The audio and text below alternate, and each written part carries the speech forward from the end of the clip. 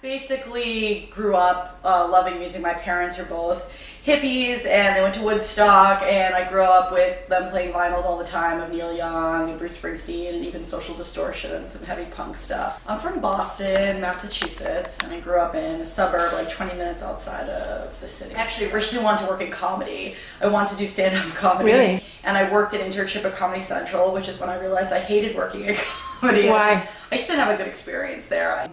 This is pretty funny. I ended up meeting this guy who his name's Richard Goderer, and he's like, now he's in his 70s. He's this like old man who wrote I Want Candy and My Boyfriend's Back, and he helped produce Blondie and the Go-Go's and Jane Armour Trading, and he was one of the co-founders of Sire Records with Seymour Stein. I think that the A&R side of things has been basically what led me into DJing. I mean, I always loved discovering music, and I was booking all these artists and getting inspired by them, and it was like I can only share it for a night. I was only sharing my finds for one night, you know, so how do you take what you're finding and then share it beyond one night? How do you like get that excitement out all the time? DJ AM was really my inspiration to start DJing. He was a friend of mine, and he said, you know a lot about music, you should try and DJ. I was like, are you crazy? You know, I have no idea. I always wear black. I'm not a color person, so I wear a lot of black, and then my way of getting something fun infused into it is like really great jewelry or like a bright lipstick. When I first went to New York, I saved up all this money to go buy this one Andrew Marc jacket. I did an interview with Time Out New York about my style, and I wore the jacket, and I talked about how I'd saved up for it and this and that. And that led to them sending me this jacket, which is amazing, and it was like the greatest day ever. It was like Christmas.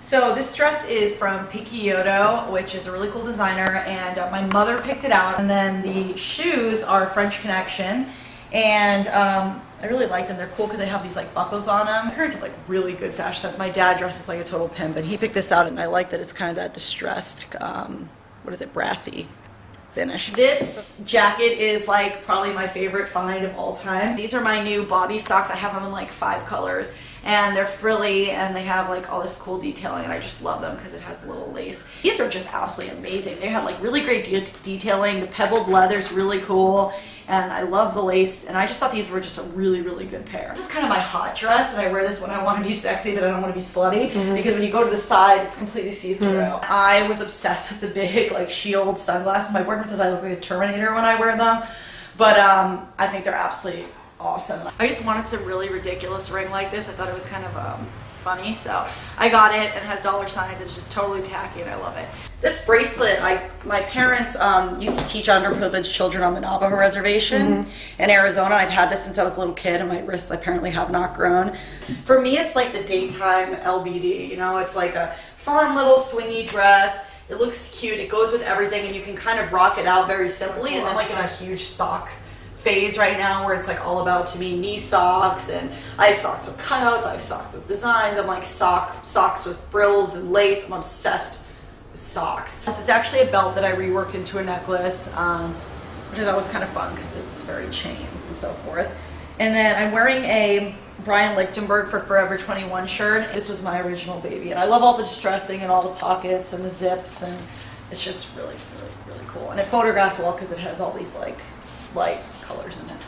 I love it. These boots I got from the vintage store 11 in New York when I first moved there like a decade ago. They make me feel really badass and kind of dangerous. They have all this kind of cool mesh detailing all the way up the leg and so forth. Yeah, planes, and I think being alone, like not being alone, I like to spend a lot of time by myself, more just, I'm an only child, and I'm very close to my parents, and I'm very far away from home living in California, so I think the two ones are not being alone. I like a lot of alone time, but just kind of being alone in general, and not having any siblings, or just that's kind of a fear. And definitely, I do not love flying, and I do it all the time, so it's ironic. I really say to myself a lot, just do you, meaning like, do you, do it well, love who you are, be good to other people, and you know, that's it. That's the true meaning of success to me. I don't have to be number one, I just have to be number one to me. You know.